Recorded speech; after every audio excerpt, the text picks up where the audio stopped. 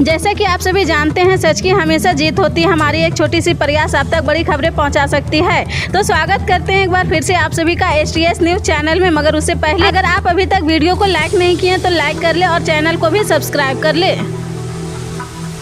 जी हां, आपको बता दें, बंगाल के पंचायत चुनाव के लिए कांग्रेस पार्टी ने अपना घोषणा पत्र जारी कर दिया। कांग्रेस से पहले भारतीय जनता पार्टी भी अपना मैनिफेस्टो जारी कर चुकी है। अब कांग्रेस ने अपना हाथ आगे बढ़ाया और बंगाल को बचाए नाम से मैनिफेस्टो जारी किया है।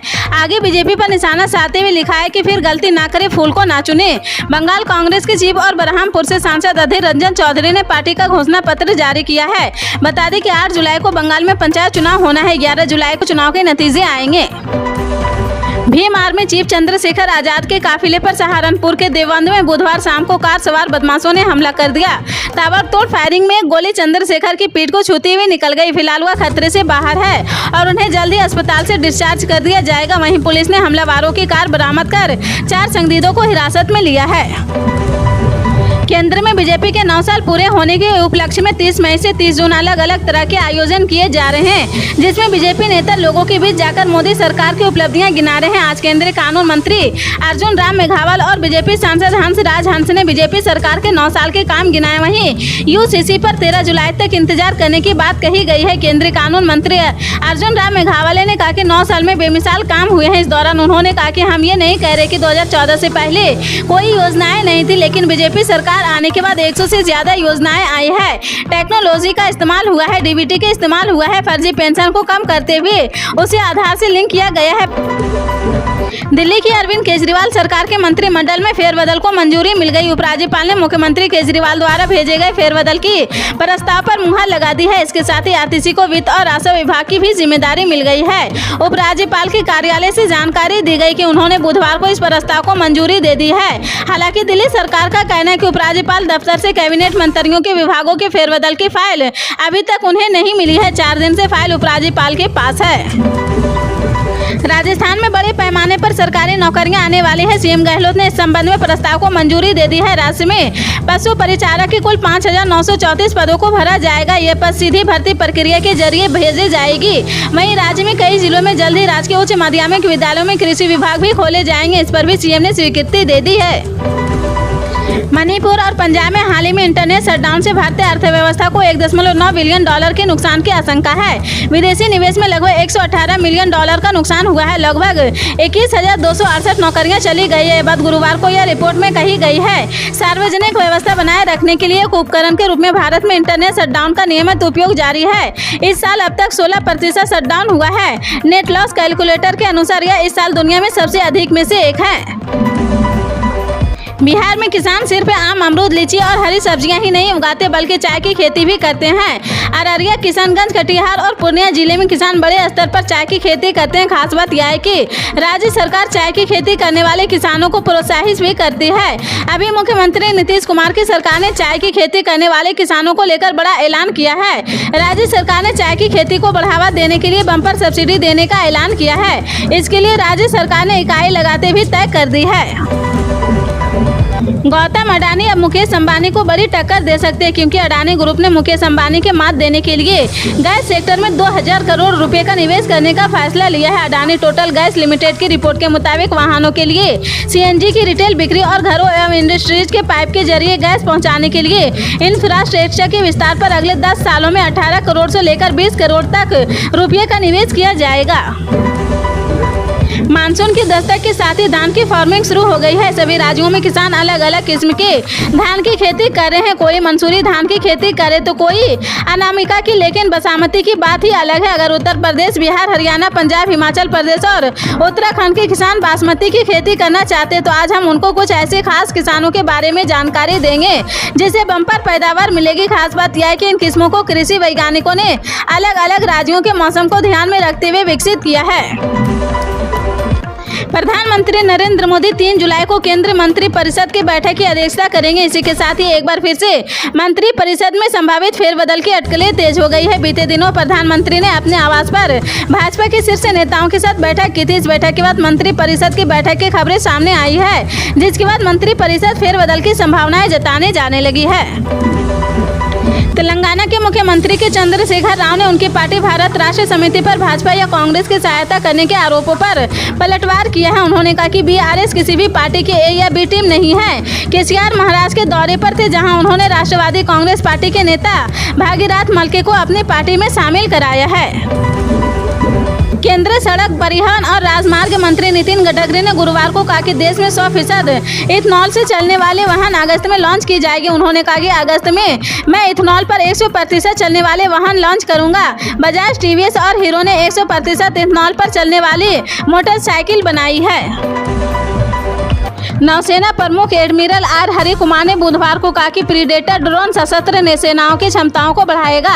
सेना इसकी खरीद को लेकर उत्सुक है। इन ड्रोनों का संचालन भारतीय नौसेना करती रही। ये हेल वर्ग में आती है। हमने महसूस किया कि बेहतर निगरानी और समुद्री क्षेत्र में पहुंच बढ़ाने के लिए इनकी आवश्यकता है। उन्होंने कहा कि हमने इनमें से 2 को नवंबर 2020 से रिलीज किया था, तब से संचालन कर रहे हैं। सेना इससे मिलने वाले फायदे और बढ़त को जानती है। यह बड़े क्षेत्र पर निगरानी में मदद कर सकती है। हम अभी जिसका उपयोग कर रहे हैं उसकी क्षमता निकट भविष्य में खरीदे जाने वाले उपकरणों की तुलना में काफी कम है। छत्तीसगढ़ के नवनियुक्त उप मुख्यमंत्री टीएस सिंह ने गुरुवार को कहा कि राज्य के लोगों का विश्वास बनाए रखना उनकी पहली प्राथमिकता होगी। गुरुवार को डिप्टी सीएम टीएस सिंह ने देवरायपुर पहुंचे हैं, जहां बड़ी संख्या में उनके समर्थकों ने उनका स्वागत किया है। डिप्टी सीएम ने कहा कि उन्होंने कभी भी मुख्यमंत्री पद पर रोकने के लिए पार्टी के केंद्रीय नेतृत्व पर नहीं दबाव डाला था। उन्होंने कहा कि आगामी विधानसभा चुनाव के लिए एकजुट होना जरूरी, हमारी मुख्यमंत्री जिम्मेदारी होगी। उन्होंने कहा कि 2018 में हमने साथ मिलकर चुनाव लड़ा है और छत्तीसगढ़ में सरकार बनाई है। छत्तीसगढ़ में टीएस सिंह ने डिप्टी सीएम बनने के बाद अब कांग्रेस हाईकमान राजस्थान को लेकर फैसला करने की तैयारी में है। सीएम अशोक गहलोत और सचिन पायलट की भी चुनाव से पहले खींचतान मिटाने के फार्मूले पर काम लगभग पूरा हो चुका। अब सचिन पायलट को पद देकर मुख्य धारा में लाने की तैयारी चल रही। पायलट के सियासी पुनर्वास पर कई दौरे की चर्चा हो चुकी है। इसके लिए 3 विकल्पों पर विचार चल रहा। राहुल गांधी के मणिपुर दौरे से लौटने के बाद हाईकमान कदम आगे बढ़ाएगा। हमारे पास की तरह के डॉक्यूमेंट्स होते हैं, इनका हम अलग अलग जगह पर इस्तेमाल करते हैं, लेकिन अगर सबसे जरूरी डॉक्यूमेंट की बात करें तो आधार कार्ड और पैन कार्ड ही है। ऐसे डॉक्यूमेंट है जो लगभग हर जगह इस्तेमाल होते हैं। केंद्र सरकार ने इन दोनों ही डॉक्यूमेंट को लिंक करवाना अनिवार्य कर दिया है।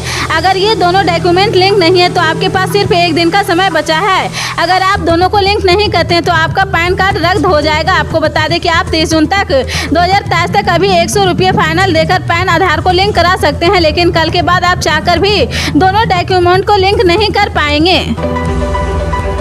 महाविकास अघाड़ी के तीनों राजनीतिक दल आगामी लोकसभा और विधानसभा चुनाव एक साथ लड़ने का दावा कर रहे हैं। सीट बंटवारे को लेकर बैठकों का दौर शुरू है। तीनों दलों के नेता अपनी अपनी सीट पहचानने में जुट गए हैं। अशोक चौहान, जो कि पूर्व महाराष्ट्र के मुख्यमंत्री और कांग्रेस प्रदेश अध्यक्ष रह चुके हैं, बुधवार को अजित पवार से मिलने उनके सरकारी निवास स्थान देवगिरी पहुंचे थे। इन दोनों नेताओं में तकरीबन 1 घंटे तक बातचीत का दौर चला है। विपक्षी एकता की कवायद के बीच विपक्षी दलों की अहम बैठक 13 और 14 जुलाई को होगी। शरद पवार ने इसके बारे में जानकारी दी है। उन्होंने बताया कि विपक्ष की अगली बैठक बेंगलुरु में होगी। इस दौरान एनसीपी प्रमुख शरद पवार ने बताया कि बैठक में लोकसभा सीटों के बंटवारे पर मंथन किया जाएगा। इससे पहले कहा जा रहा था कि बैठक 10 या 12 जुलाई को होगी। इतना ही नहीं, बैठक के लिए हिमाचल प्रदेश की राजधानी शिमला को चुना गया था। वहीं बीच में बैठक की शिमला की जगह जयपुर में आयोजित किए जाने की खबर भी सामने आई थी। प्रधानमंत्री नरेंद्र मोदी के समान नागरिक संहिता पर दिए गए संशोधन के बाद पूरे देश में इस संबंध पर बहस छिड़ गई है। इस बीच केंद्रीय कानून मंत्री अर्जुन राम मेघवाल का इस मुद्दे पर गुरुवार को बयान आया है। मेघवाल से जब यूसीसी को लेकर सवाल पूछा गया तो उन्होंने कहा कि भारत के लॉ कमीशन ने इस सार्वजनिक डोमेन में डाल दिया है। 13 जुलाई आखिरी तारीख है, तब तक इंतजार करना चाहिए। हिमाचल प्रदेश में मानसून की एंट्री के साथ ही बारिश ने कहर बरपना शुरू कर दिया है। बीते 4 दिनों से हो रही लगातार बारिश अब लोगों के लिए आफत बन गई है। अब तक भूस्खलन और बाढ़ की वजह से 9 लोगों की मौत हो चुकी है, जबकि कई लोग घायल बताए जा रहे हैं। बारिश के कारण कई रास्ते बंद पड़े हैं तो कई रास्तों पर लंबे जाम। ऐसे में लोगों को काफी दिक्कतों का सामना करना पड़ रहा है। उत्तर प्रदेश की योगी सरकार ने बिना भेदभाव केंद्र और राज्य की योजनाओं को हर तबके तक पहुंचाने की अपनी प्रतिबद्धता का उदाहरण प्रस्तुत किया है। पीएम मोदी के सबका साथ सबका विश्वास के मिशन को साकार करते हुए योगी सरकार के नेतृत्व में आयुष्मान भारत प्रधानमंत्री जन आरोग्य योजना के माध्यम से प्रदेश में पहला किडनी ट्रांसप्लांट सफलता के साथ संपन्न किया गया है। इस किडनी ट्रांसप्लांट के जरिए मेरठ जनपद के 28 वर्षीय नाजिश को ईद के मौके पर नया जीवन मिला है। बारिश के सीजन में इस बार टमाटर की कीमतें आसमान पर पहुंच गई है। इस साल लगातार हो रही बारिश की वजह से सब्जियों के भाव में कई गुना बढ़ गए हैं। इस हफ्ते लखनऊ में टमाटर की कीमतें 130 रुपये प्रति किलो के लेवल पर पहुंच गई है। इसके अलावा कोची में अदरक 230 रुपये प्रति किलो और हरी मिर्च का भाव भी 150 रुपये प्रति किलो के पार निकल गया है। इसके अलावा चेन्नई समेत कई शहरों में सब्जियों का भाव 60 रुपये प्रति किलो से लेकर 80 रुपये प्रति किलो के बीच पहुँच गए हैं। इसी तरह की पल पल के अपडेट जानने के लिए जुड़े रहें आप अपने NTS न्यूज चैनल से। मिलते हैं अगली बड़ी खबर के साथ, तब तक के लिए जय हिंद।